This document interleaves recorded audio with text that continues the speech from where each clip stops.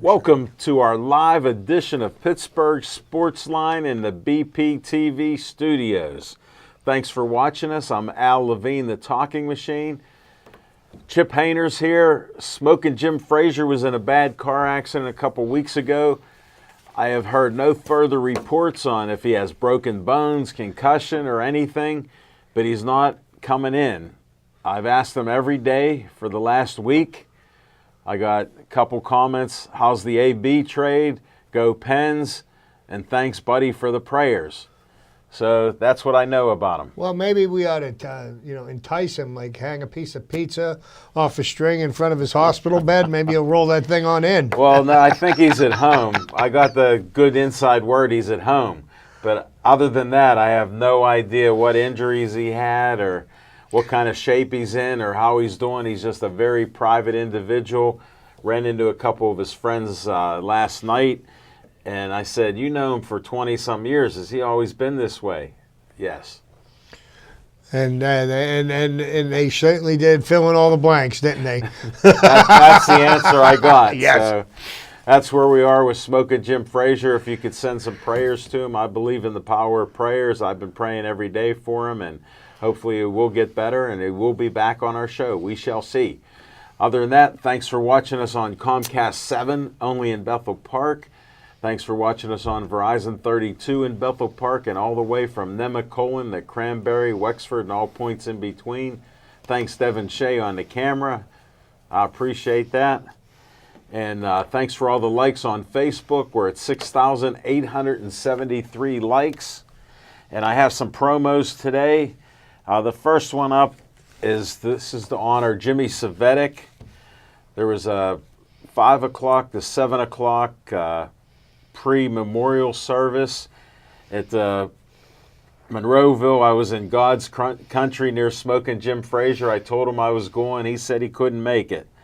But it was quite the event. They honored one of the greatest guys ever to come out of Pittsburgh and do great things. He founded about 10 different gyms, took thousands of kids off the street, made them into good citizens, taught them the art of boxing and much more to have a good life in the ring and outside of the ring. And they had 10 rounds where each round a couple people talked about Jimmy Cvetic and what he had done, from the books he wrote to the poetry that he composed to just some stories that were great, some police officers that worked with him. So it was just a great night, and it went till 9 o'clock. So it went from 5 to 9, and they had some food and hors d'oeuvres and different drinks for people, and there were thousands of people there. It was filmed by WTAE, and they had other cameras filming, and they also had streaming. They were streaming it live, so that was interesting too, but it was quite the event. I'm glad I went there to honor him. A great guy. Next, we end each show with Stay Joey Strong. Poor Joey died before his 9th birthday, and there's the Joey Fabus Childhood Cancer Foundation. They've raised over $100,000 to find a cure for DIPG, and they have an event coming up May 17th at the Community Center, a night at the races. So mark your calendar. I'm trying to get a flyer on that. They did post something on Facebook, but we'll look forward to getting something soon. Bethel Park Historical Society, Schoolhouse Arts and History Center. Can't miss it. 2600 South Park Road has the old trolley there right on the property. You can't miss it. All new windows in the building. Businesses rent it out. Even an artist rents it out, John DeLallo. And it's just a great place. They do different events there. They have a coffee shop. I'm not sure if it's opening yet, or it should be. But stay tuned for the coffee shop that'll be opening there. Go in and tell them that Al Levine, the Talking Machine, sent you. Next, our sponsor of our show tonight, Olive Oil's Pizzeria. 412-831-1900. Tell them Al Levine said call down and get a pizza. Great pizzas, hoagies, you name it, any Italian food. It's all good there, and it's all made fresh by Frank Fanera of Olive Oil's Pizzeria. Thanks for sponsoring our show. Next, Dave Cable likes to have a little fun at my expense. You can see my smiling face there. Uncle Al wants you for BPTV. Like tonight, we got Devin who's back off a little hiatus. We appreciate it. We got Jack in there running cameras and sound, so we got a great show for you guys. Give BPT TV a call, 412-831-3304, and you can help run cameras on location and on this show. Next, the Bethel Park Community Foundation. Go to bpcf.org. They have money for you, from $100 to $5,000 for you to use for your group in Bethel Park. They give out a lot of money, gave out over $100,000 last year to different groups. You could be one of them. Get your application at bpcf.org. Thank you. Next, we have a sponsor for What's on Your Mind, Skeets Lewandowski of Skeets Service Station. The number is 724-348-4715. Anything and everything they work on gas. If your mower needs fixed or brought up to shape to cut grass, you know what spring is tomorrow, so go to Skeets Service Station, get your lawnmower fixed, your car, your truck, your tractor, your boat, you name it, water ski. He works on anything and everything that runs on gas, and they even have a forge to make knives and hooks and all kinds of great things with great heat and metal. So check that out, and we're going to start right now. What's on your mind? Chip Hayner. Oh, thank you, Alan, and good evening, everybody. 5:58 p.m. tomorrow, spring will have officially sprung. It's been a long time coming. I'm okay with putting the cold weather behind us. I had my last fire of the year last weekend. It's time to clean out the fireplace, get the ashes gone. But, you know, what's on my mind? Quite a number of things happened over the last week. And, of course, the Antonio Brown problem is no longer our problem. And the Raiders are going to enjoy the problem that they have with him because he said he was going to be a more respectful and a much different Antonio Brown. And he witnessed by the fact that he was an hour late to his initial press conference because, he was getting his hair cut. And, That was a nice cut. Oh, it was a nice cut From because, that of course, freaky cut he had yeah, the before. freaky cut that helped get him out of Pittsburgh. And I wonder how Antonio Brown's going to take it now that you have Odell Beckham Jr., who gets traded to the Cleveland Browns for a first-round pick, for Jabril Peppers, who's also a first-round pick, and another draft pick. Yeah. And soon to be the highest paid receiver because, the $85 million contract that he signed last year, well, it's now been eclipsed by Antonio Brown. So not only is he not going to be the highest paid receiver anymore, the general manager of the Raiders went on record as saying Antonio Brown was not worth a second-round draft pick. Now, this young man's ego is his biggest downfall, and we'll see how long it takes him to have a problem with that. Maybe after his first game when he catches 3 passes for 38 yards. Oh, yeah. But you know what? It's nice. And besides that, Vontaze Burfict, another one of our favorite villains, played for the Cincinnati Bengals, got released. Yeah. They got tired of his shenanigans, and guess who he went to go interview for a job with today? What a surprise. The Oakland Raiders. And, oh, by the way, isn't he the guy that tried to take Antonio Brown's head off? I guess that's going to be a nice love fest in their locker room. And then we got word that Le'Veon Bell broke the bank.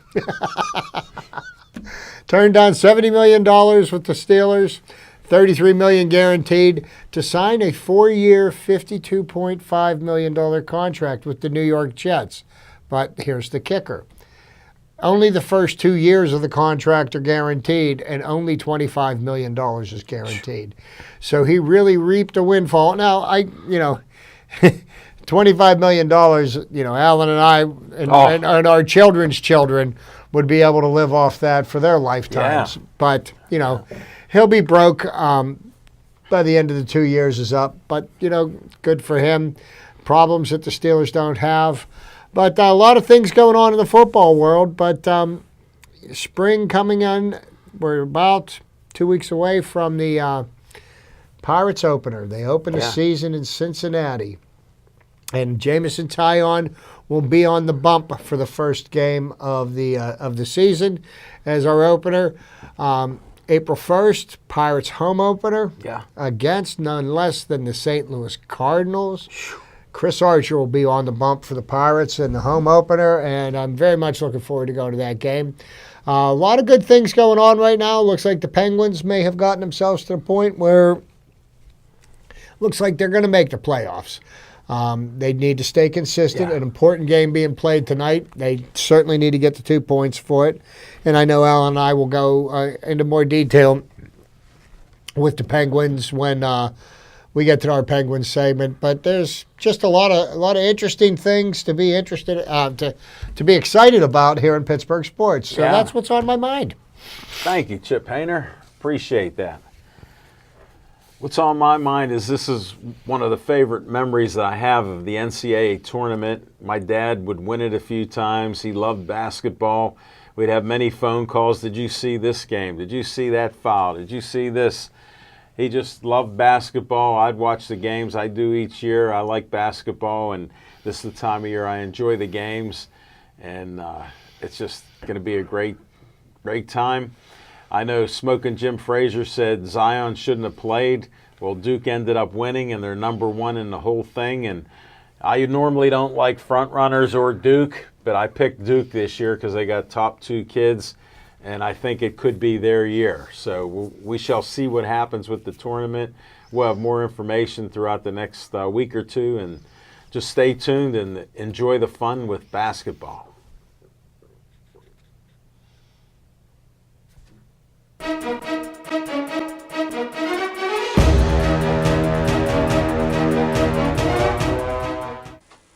Hey, it's Christine from Bethel Park Library. I want to tell you about a great fundraiser we have going on. You can take home a print of this cute sloth painted by local artist Maria Prasic, was inspired by Vivian, the sloth that lives at the National Aviary. The original painting will be housed at the Bethel Park Library forevermore, but you can own a 16 by 20 print for $50. You can purchase it at the Bethel Park Public Library or through the library's website at bethelparklibrary.org.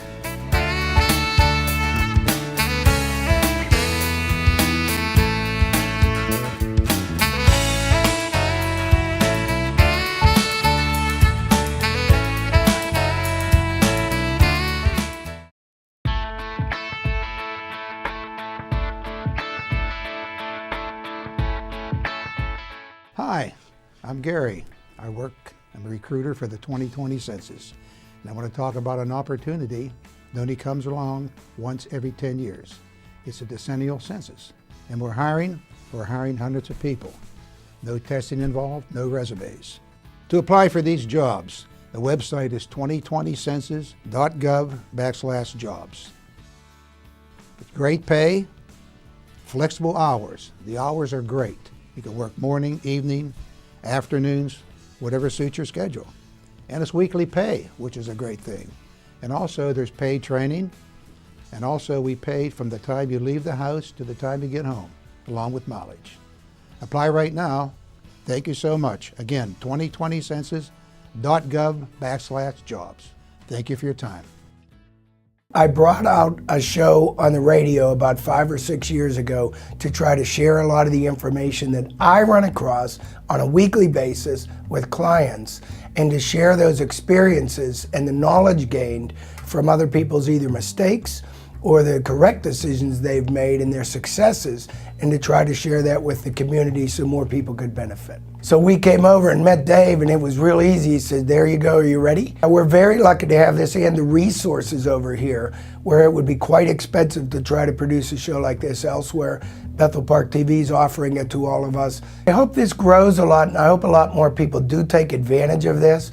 You're missing out on a marvelous opportunity if you don't. It's really a free gift for you to be able to share yourself and your experiences and what your value is with others at low to no risk. Anyone who's considering doing a show, come on out of your shell. Come on over here. Dave's very gentle, very nice.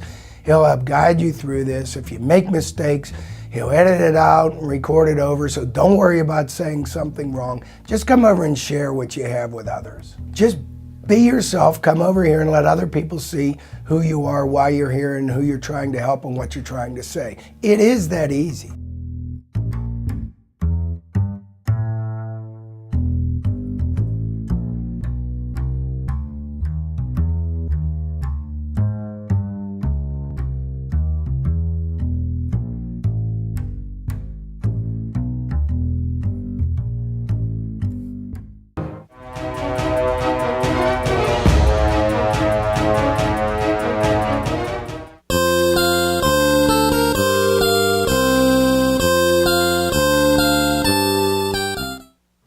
Well, welcome back, everybody. And, Alan touched on something, and ironically, it just so happens to be What a what's in coincidence. my trivia tonight. Yes, March Madness is upon us.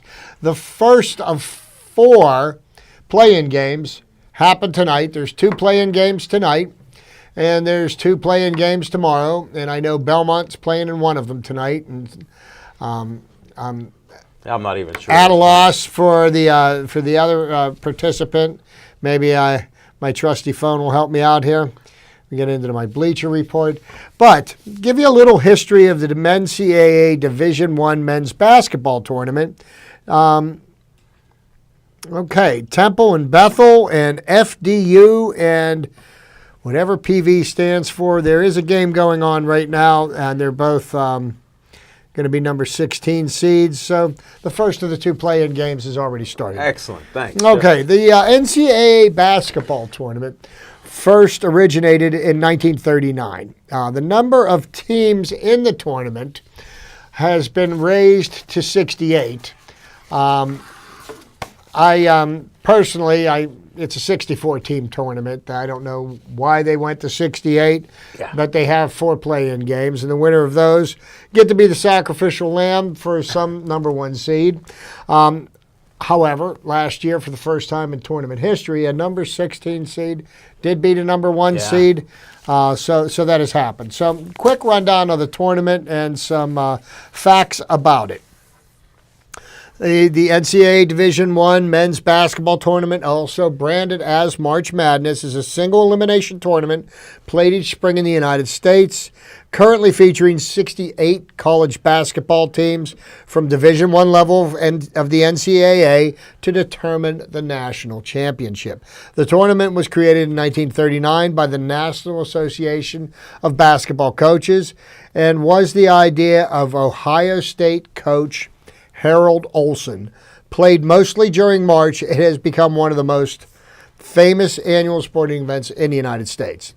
The tournament teams include champions from 32 Division I conferences, which receive automatic bids, and 36 teams which are awarded at-large bids. These at-large teams are chosen by an NCAA selection committee, then announced in a nationally televised event on Sunday preceding the first 4 play-in games currently held in Dayton, Ohio, and dubbed Selection Sunday. The 68 teams are divided into 4 regions and organized into a single elimination bracket, which predetermines when a team wins a game, which team it will face next. Sure. Each team is seeded or ranked within its region from 1 to 16. And the way that the teams play is a number 1 seed plays a 16 seed, 2, 15, 3, 14, et cetera, et cetera. I don't think I need to go down the whole list, but you can figure it out. After the first 4, the tournament occurs during the course of 3 weekends at pre-selected neutral sites across the United States. Teams seeded by rank proceed through single elimination bracket, beginning with the first 4, consisting of 8 low-seeded teams. 4 of those teams are playing tonight, 2 games. 2 games tomorrow night before the kickoff of the tournament at noon on Thursday. Yeah.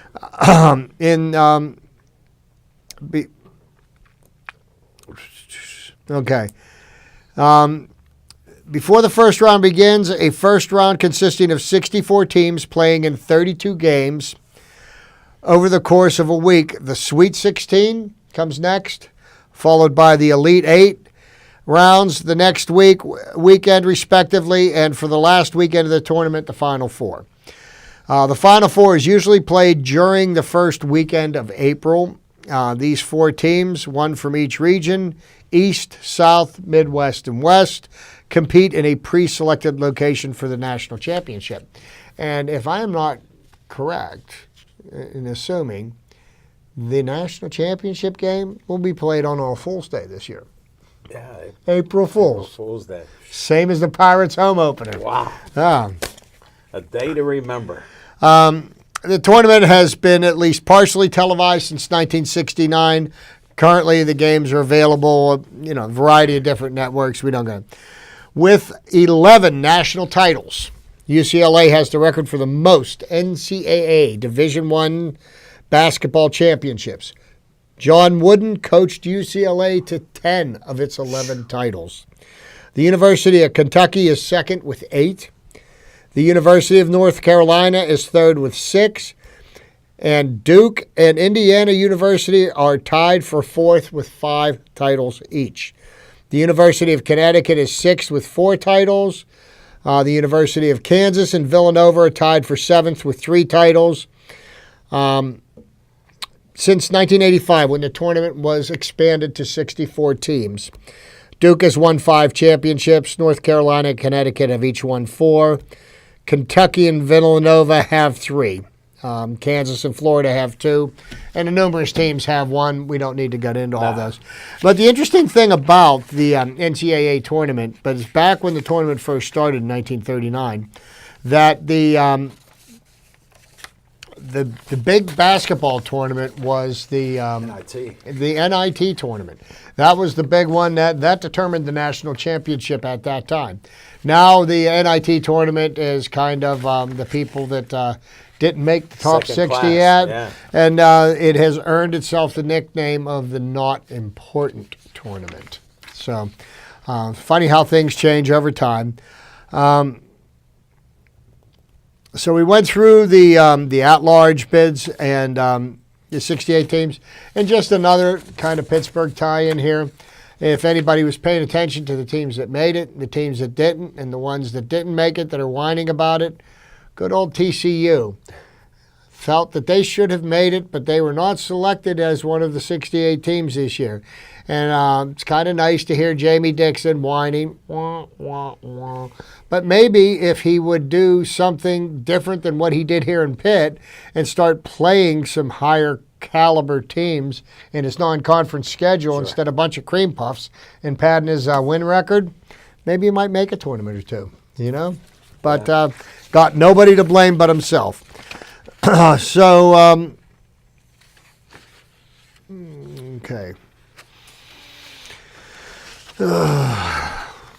I've gotten through here. What else do you got? Yeah, There it is. so there we go. Now, when you have the regionals and the semifinals, you talk about your Power 5 conferences or your power conferences. Sure. The Power 5 are the SEC, the Big Ten, the ACC, the Pacific. Yeah. The Pacific and why am I at a loss for this? Is the SEC? There's Big Ten? There's the ACC. There's the Big Ten. Oh, you got your big. There are also teams that are defined as mid-major teams, and this is kind of interesting. And they're defined as teams from the various conferences, like the American East Conference, the Big West Conference, et cetera, et cetera. I'm not going to name them all. The last time, as of 2019, so this is current information that we have here, a mid-major team won the national championship was 1990. Wow. When the Running Rebels of University of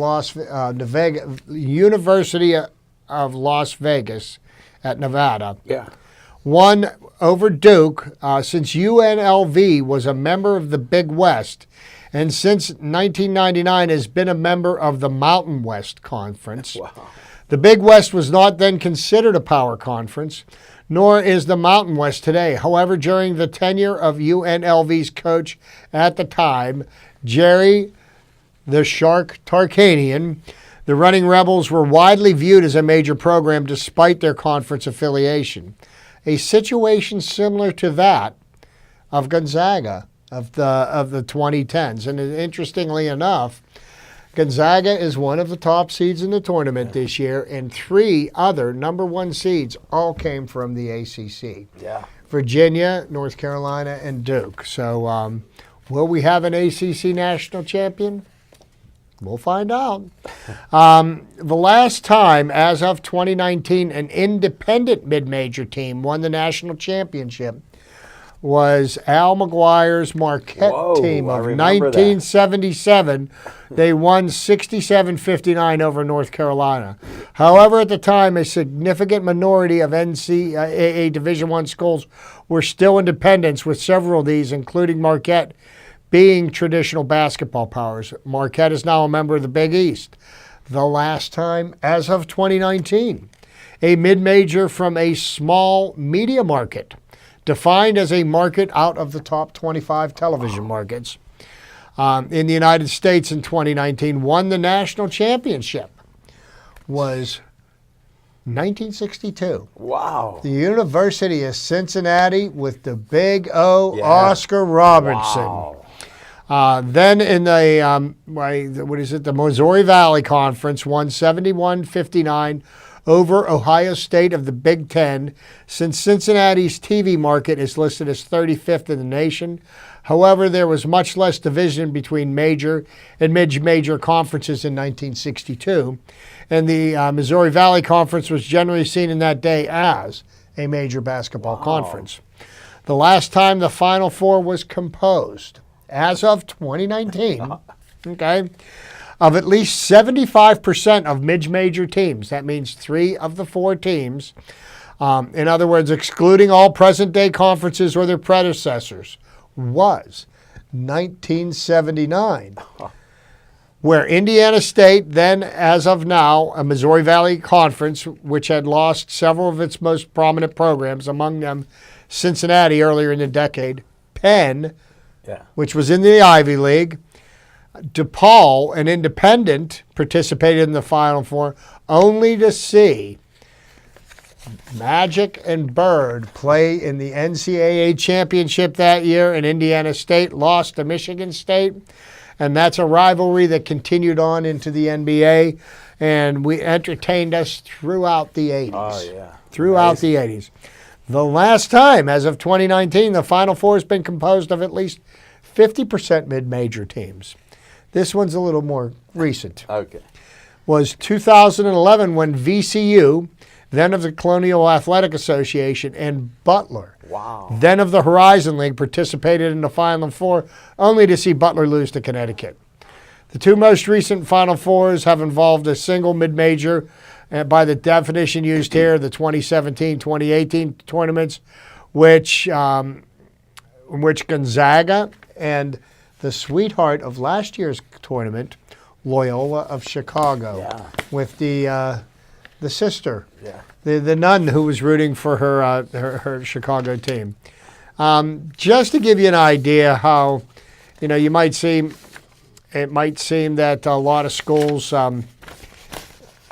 make the tournament all the time. The longest droughts in NCAA basketball tournament history, the longest on record was Harvard, who had not been in the tournament since 1946 before they made the tournament in 2012. Current, Dartmouth hasn't been in the tournament since 1959. Tennessee Tech and Bowling Green since 1963. Columbia in 1968. Seattle, Rice since 1970. And we're not going to go down that whole list. We've got plenty of other things to talk about. And last but not least, when I went to print this off this morning to do some studying, I didn't pay attention to how many pages. There was 51 pages of information to go through. I pared it down to about 8. So I'm glad you did. I could have done a couple of shows on that. Wow, we'll be doing this next week. So the number of times that a school was seeded number 1 by school, okay? So the the North Carolina Tar Heels have been a number 1 seed going into the tournament 17 times. Wow. Kansas and Duke are tied at 14. Kentucky at 12. Virginia, believe it or not, at 7. Wow. And Virginia is again a number 1 seed this year. As is Duke, as is North Carolina. Arizona with 6. Connecticut, Georgetown, Michigan State, and Oklahoma with 5. DePaul, Ohio State, UCLA, and Villanova with 4. And I'm not going to get into the ones, but 3, Illinois, Indiana, Purdue, St. John's, Stanford, Syracuse, UNLV, Gonzaga. And our 2-timers, believe this or not, you're going to be shocked by the last one I say. Arkansas, Florida, Louisville, LSU, and Pittsburgh. What? Yes. I heard that. So there you go. A little history about the NCAA basketball tournament. For the true addicts, you want to watch the 2 play-in games. They don't interest me so much, but starting at noon on Thursday, 2 full days of some of the craziest finishes you will ever see. If you've got the time, pull up a chair, pop some popcorn, have a nice cold beverage with you, and enjoy the mayhem. They call it madness, and it's March. Why not? Thank you, Chip. I appreciate that.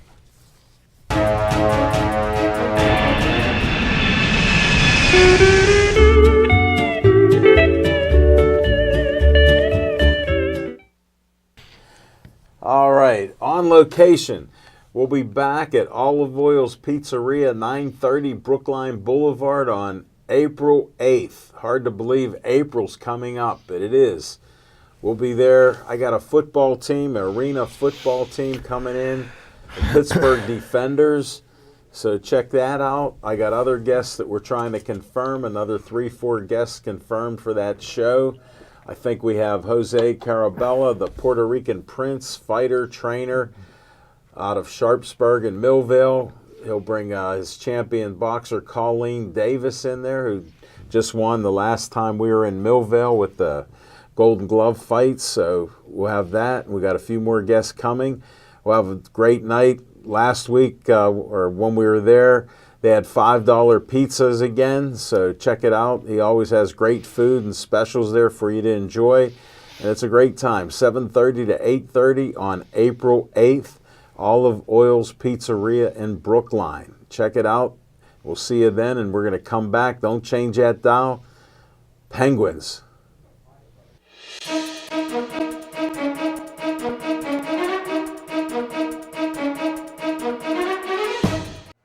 I've shown an interest in making home movies. Me and some buddies would just grab a camera and you just start making these videos, and then you realize at some point that this isn't just a hobby anymore, it's something that you actually want to pursue, and there's this great facility right down the road, BPTV. A lot of people will try to do these productions on their own, and one of the things they don't have is the equipment, but right here is everything she needs in one nice little bundle. There's lights, cameras, reflectors, dollies, all kinds of little knickknacks, like anything that you'd want to use that you would need for a production, you have it right here, like it's all right here. You can make your own feature movie just with the stuff from this studio. Come meet Dave Cable, let him show you around, and I think you'll realize that this is something that you could fall into regardless of your level of expertise, whether you're a beginner or even if you're a more advanced learner. There's something here for everyone, and I feel that you just need to come through and just be a part of the experience and just watch and learn, and let Dave be your guide.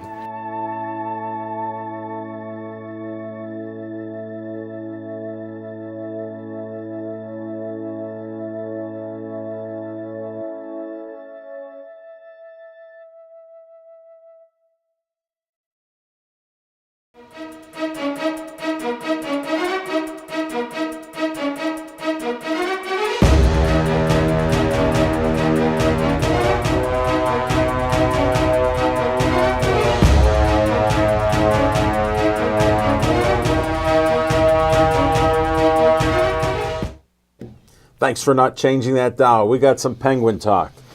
I know the Penguins lost the last 2, but they're still in 3rd place. We're looking at playoffs. They're playing tonight. First period, Game's tied 0-0. We're in Carolina playing the Hurricanes, and the Hurricanes are on pace to potentially make the playoffs for the first time in a long time. The Penguins' record is 39-24-10. Carolina is 39-25-7. I think this is a really important game for both Yeah, teams. 2 points mean a lot here. And these basically, this is going to be like a playoff game. Yeah, it should be. It should be. Once again, the one thing that has been consistent about the Penguins this year is their inconsistency, and the stretches of play that they had that just defy all reason. It's mind-boggling. Yes, they play the Flyers. They wait until the last minute of the game, give up the game-tying goal, and give up the game-winning goal with 19 seconds left in overtime. Heartbreaking. I watched that game. It's heartbreaking to lead and outplay them for the whole game, and you let your guard down for 1 second. But here's some of the thing that I find mind-boggling. They're starting to talk about the various players who are in the conversation for the various year-end awards. Sure. Okay, Sid Crosby, of course, is going to be in the conversation for the MVP award. But people have talked about is Chris Letang a Norris Trophy candidate? Yeah. And Chris Letang came back amazingly this year. Last year, it was not the Chris Letang that we have been used to No, seeing. he had to heal up. He was recovering from neck surgery, and I tip my hat to him that he even played with the top caliber athletes in the And world. the minutes he put in. But he just wasn't playing up to his capabilities, and he has this year. So he goes out injured against the Flyers, coming to the defense of Brian Dumoulin Yeah. after he got concussed. And what do the Penguins do? They win 7 of their next 9 games without Chris Letang in. Right. So what that does for Chris Letang when he enters into the conversation look weak. for the Norris Trophy, well, they find a way to win without him. So that kind of, Puts the kibosh on yeah, it. it does. And one day I do believe that Chris Letang will win a Norris Trophy. He got the skills and talent. I don't believe it's going to be this year. It's going to be hard, especially being injured right now. Yes, exactly. But and because of the collapse of the Montreal Canadiens, it appears that the Penguins should make the playoffs. I know a couple of weeks ago there was really iffy, and if they don't stay focused and get the maximum drift. number of points out of these remaining 9 games, they could be in for some trouble. But I guess now is where do they want to seed themselves, and who do they want to play in the first round? And I think what would best behoove the Penguins to give them the best opportunity to make it into the second round of the playoffs would be if they could somehow manage to have a series with home ice advantage here in Pittsburgh. What they could potentially end up doing is playing the Islanders on the island. Yeah. Which it would not bode well for the Penguins. No, that's tough. So And they got a history. yeah. And now the interesting thing I was listening to in regards to the Penguin game tonight is the Carolina Panthers have got a goaltending tandem that the coach is pressing all of the right buttons, and they have been performing admirably They've done for well. this team. So if the Penguins do not take advantage of every opportunity they have, put a few pucks in the net, it could be a long night. Matt Murray got benched this weekend. Yeah. But Murray He looked terrible in a game. Then against the Flyers, he looked good except for the final minute in each game. But then he won an 8 or 9 game stretch where he looked like he was one of the best goaltenders in the league. And he looked like Very the guy. streaky. Looked like the guy that won 2 Stanley Cups. Well, he's a postseason star. We haven't seen it throughout the consistent time during the season. Well, Just being hurt and things like that. And how much of that really is his fault? Ultimately, the goaltender is the scapegoat. Yeah. But what about the defense that's playing in front of him? Are they giving up They have their unnecessary chances? And still, to this day, the Penguins lead the league in shorthanded goals given up. Yes. And that comes from sloppy play on the power play, people being a little lackadaisical. Well, they changed and put 2 defensemen on there now, so there's a reason for that. Well, and they shouldn't have to do that when you look at the offensive firepower that the Penguins have. You know, I mean, But they can't keep letting it happen like it has. No, no. I mean, you got to put a stop to it. I give Sullivan, credit for recognizing it and changing it up a little bit. kind of reminds me, what I've noticed out of Sullivan is the patience that he's had with the team. Yeah. If you remember, after the Penguins went to the Stanley Cup in 2008 and lost to the Detroit Red Wings, and Mike Darien was the head coach, and he ultimately lost his job halfway through the season the next year, which got Dan Bilesma Right. hired. But boy, he would literally rip his players to shreds Right. in Right. the, He didn't in the hold press. back. Oh, he wouldn't know. He, No. And his I- English was bad. his English was bad, and he would say, we'd say, I guess we're trying to be the worst defensive hockey team in the league, and the players didn't respond well for that. No. And he had to go. Subsequently, he went. But I will say this about Mike Sullivan: he has shown an inordinate amount of patience this year, because you look at Evgeny Malkin. He went out. He's hurt again. He's hurt right now, yeah. Yeah, but he's still a minus 23 or 24 for the season. Right. And that's not good. No. When You can't hang your hat on and that. if the Penguins are going to make a run deep into the playoffs, they're going to need both of their star centers. Yeah. And they're going to need. Now, Sid Crosby's been playing like he's from a different Oh. planet all year. Unbelievable. There's no question. And you pull the players in the NHL, and they will tell you hands down that Sidney Crosby absolutely is the best player in hockey. Who would think he'd And- step his game up? And there isn't a single part of his game that he doesn't do well. Yeah. I mean, you look for flaws Look in on people's defense games. now, how he plays his defensive He game. plays what they call 200 feet Yeah. from end to end. We never heard that before. We hear it all the time now. Yeah, so he's he's doing everything that he can. We need to see more production out of Phil Kessel, Yeah. out of Evgeny Malkin, Jake Getzel. Boy, I'll tell What a you year what, he's had. He stepped it up. Yes, and it's amazing. If you put the right player on Sid's line, you can turn a very How good about play- McCann? How about you turn a very good player into a superstar? And yes, some of the trades that Mike Rutherford or that Jim Rutherford. Jim Rutherford made, the McCann trade and the Good Benson. Branson or Yeah. whatever his name is.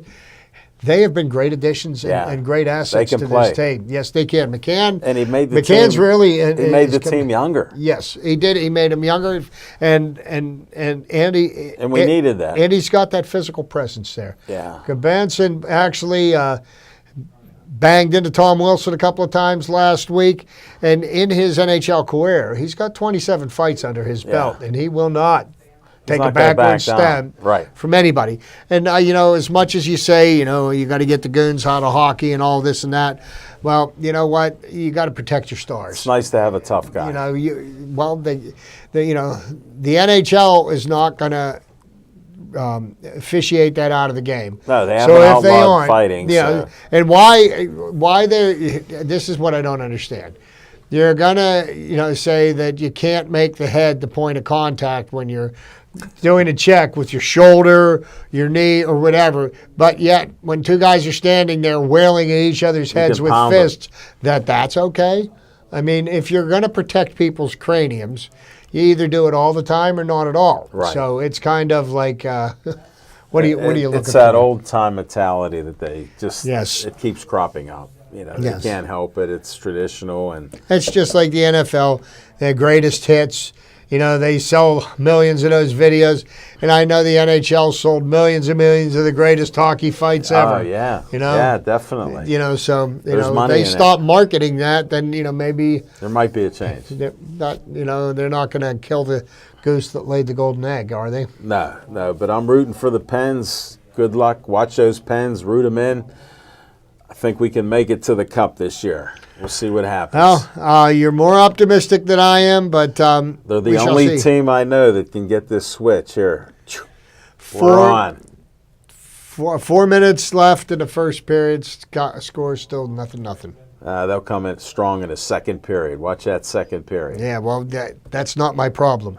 It's the third period. I didn't talk about the second Thursday. half of the third period. They need to play. I didn't talk about lose the that. I focus. just said second period. Yeah, maybe I They can jinxed play. them. I shouldn't do that. No, we'll see what happens. Hey, let's get a little Bucko talk in here. 'Cause Little that Bucko season's coming talk. up. So we've got some decisions have been made. Yeah. We know who our starting third baseman and shortstop How are going to about be that? this year. Yeah. Jung Ho Gong has played his way into the starting lineup. And he's hitting homers. Well, and that's the only thing he's hitting. He's got 5 hits this spring, and they've all been homers. And the only other person with as many home runs in the major leagues, in either the Cactus League or the Grapefruit League. And for Jim Frazier, the Cactus League's played in Arizona, the Grapefruit League's played in Florida, is Aaron Judge with 5. Wow. And Jung Ho Gong has hit 5. And if there was anything that the Pirates lacked last year, was a home run threat. Yeah. So, Eric Gonzalez has been weak hitting this spring. And, Yeah, he's been terrible. is that really a terrible thing? Because, for all the years that Jordy Mercer was a more than adequate shortstop for the Pirates, Yeah. his biggest attribute wasn't his bat. No. Jordy Mercer didn't have the greatest range, but he made all the plays he was supposed to consistent. make. Yeah. And Eric Gonzalez has better range and is a better fielder. And I think I could trade off some power in the bat if you're going to save me a run or on the a field. run a game, with your range and your ability to throw runners out. So Time will tell. Maybe he'll relax a little bit, getting the nod that he's the player. You know? Adam Frazier is the starting second baseman with Josh Bell at first. Lonnie Chisenhall will be starting in right. Starling Marte in center. And our most recent Gold Glove recipient, Corey. Corey Dickinson, will be manning left field with Francisco Cervelli behind the plate. Interesting thing today, the Pirates beat the Detroit Tigers 3-1. We got to see Josh Bell and Jordy Mercer back in Bradenton. Yeah. And one thing I admire about the two of them, they speak about their time with the Pirates and about the Pittsburgh Pirates organization respectfully. Yeah. The reason why they're not on the team, they were baseball decisions. Yeah. And they're not holding any grudge, and I'm glad to see that because I think Josh Harrison, Jordy Mercer, even Andrew McCutchen, I will never have a bad thing to say about him. I wish all of them well in health and in their careers. Yeah. They did great things here in Pittsburgh, and unfortunately, they didn't get the prize. But for what they did, they'll be truly remembered and remembered well. Oh, definitely. Today, interesting thing. A friend of mine posted a video. Felipe Vasquez, if he is not going to be the best reliever in baseball this year, I would be shocked, to say the least. Pitching in first inning, he came in, faced 3 batters. He threw 9 pitches. 3 strikeouts, and watching the video replay of it, not a one of them had a chance. Get out. Yeah, they looked. They were I great. mean, they were flailing, and Yeah. and with a closer like that, if we Lights out. we take a lead into the 9th inning. It reminds me of back when. What was his name? Melanson. Yeah. And Jason Grilly. Yeah. And when they Guys were like they that. were closing the door for us during the years when we were doing well, because you think about it, 4 or 5 saves one way or the other Makes a a big huge difference. Yeah. I mean, you look at where the Pirates ended up last year with 82 wins. You add 5 or 6 wins onto that total, all of a sudden they're a playoff team. Yeah. And there was enough games where we had leads. we and lost had them. leads Yeah. and lost them. So Yeah. I think the bullpen's going to be a strength this year. The final 2 outings for the battle for the 5th starter. Stephen Brault pitched 3 in the 3rd He had a innings good outing. today. Very good outing. And Nick Kingham last night. He had a great outing. He retired the first 11 batters he faced, and he simply said, "I threw everything and the kitchen sink at them." He goes, "I left it all out there. There was not, there's Well, his nothing left game for me to before do." was terrible. So Well, I mean, it's going to be interesting to see which one gets chosen. I think we're both going to see them starting at some point. Sure. For the Pirates this year, but other big news in baseball. I'm sure we have to talk about this, and there's something about this that I don't understand. But first, we'll make mention of it. You got to. Mike Trout signed the richest contract ever in Major League Baseball history. Yeah, 12 years, $430 million for the Say Los that Angeles. again. 12 years, $430 million. That's huge. That's And, almost a $500 million. You look at what the Angels did when they signed Albert Pujols. Oh, they ate that. And they signed him to over $300 million, and they never even won a division. No. Okay, and just the fact that No. a team in Major League Baseball can afford to pay a marquee player that kind of money kind of really brings to the forefront the inequity in the system that exists in baseball. I listen to the talk radio, and I do Yeah, just to find out. No, I can't say that. No, I just for amusement's sake. That's the way I'll put it. I don't want That's to get simpler. I don't want to get censored. because their opinions sometimes, they just But railroad those opinions. through. How the Los Angeles Angels of Anaheim paying somebody $430 million, you can turn that into a way to bash the Pirates for not spending more money. It's unbelievable. It's unbelievable. And here's the thing that I think people fail to understand. I constantly hear this narrative, and they constantly push this forward and forward and forward. They won't shut up about it. That the Pirates, they've got more money. They're not spending enough money. But do people really not understand that the cost of running a Major League Baseball franchise Right. is not just the big, is not just the salary of your Major League Baseball players. no. You think about how many teams that you support in the minor leagues, in the stadiums, and the players, and the coaches, and the scouts. And what about travel and everything else? Meal money. And then you've got your scouting camps and Puerto Rico, and in the Latin American Sure, countries. sure. Okay, so the teams like the Pirates, everybody says Nutting's just pocketing the money. Well, he's really not. The money's being put back into the So what if he makes a profit? yeah. Well, He's allowed to make a If he profit. makes a profit, guess what? The team's going to stay here. Yeah. Okay, and they've been here for 150 years, and the Pirates have found, based on their amount of revenue, that the only way that they're going to have a chance to compete is if they develop young talent Sure. and keep them coming up and feeding them into the system. Sure. Okay? And the only way to do that is to have first-class facilities, have first-class coaches, Right. first-class scouts, and everything. So, It's a whole package. you look at the way football is, and football has a salary cap. But football has 32 teams that have true revenue sharing. Yeah. That means all of the money is pulled together, and everybody And divided up. divides it by 32. So everybody has the same amount of resources available to them.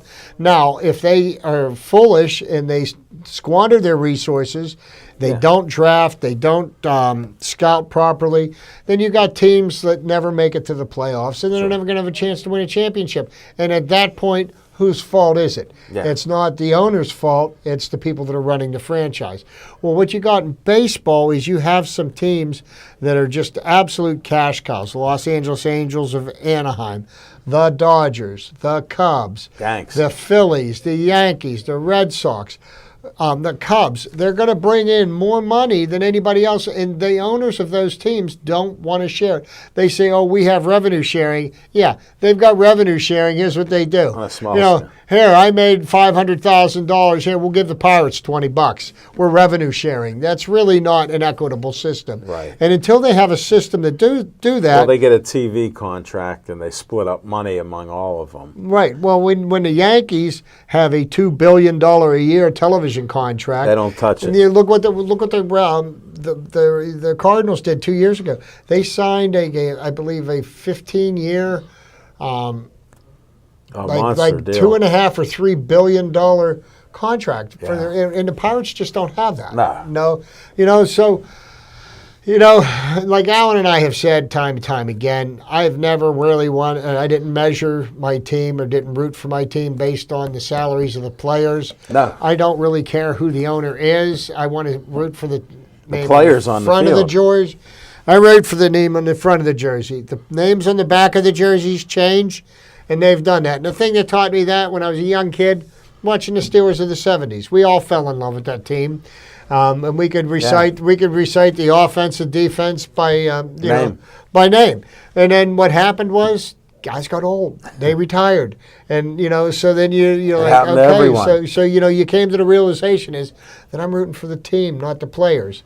And especially in the age of free agency, There's more root now changes. there's more changes annually. So that's what's going on with the Pirates. So, I think there's a lot of reason to be optimistic this year for the Pirates. Yeah. You're going to have your haters out there, and they're going to try every chance they get to tear down the Pirates. But I want to tell you people something. If you get a chance to listen to a game on the radio, on TV, Steve Blass has been with the Pirates for His last 60 year. years. This is the last year you're going to get to hear his stories. He's got great stories to tell. He played with some of the greatest players Sure. that ever wore Pirate uniforms. More importantly, Roberto Clemente, Willie Stargell, Dave Yeah. Parker. I mean, the list goes on and on. Yeah, Richie Hebner. Yeah, guys like I that. mean, and he's going to be a true treasure to enjoy this year.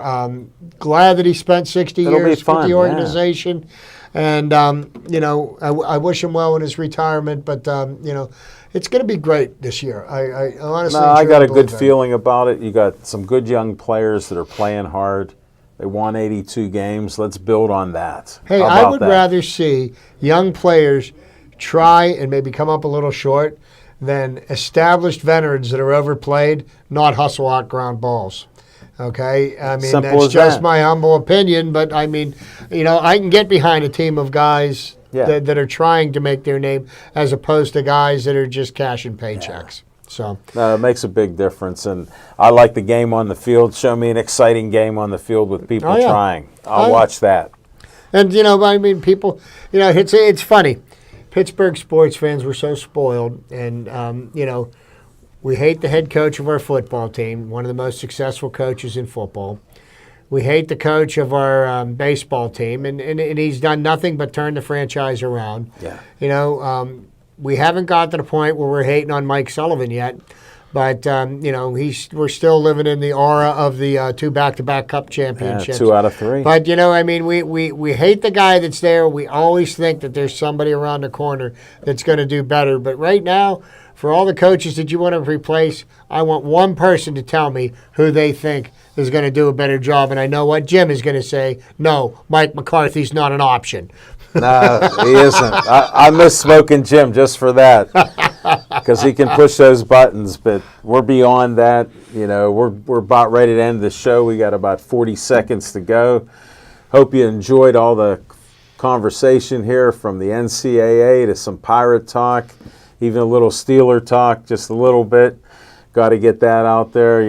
We bleed black and gold too, but we're realistic about it. We don't mind being critical of our teams. We just want to see them try hard and play hard and get some success. That's all. And I want to thank all of you for watching our show. Thanks to Devin Shea. Thanks to Zach. Thanks to Jack for helping us out. And I end each show with Stay Joey Strong.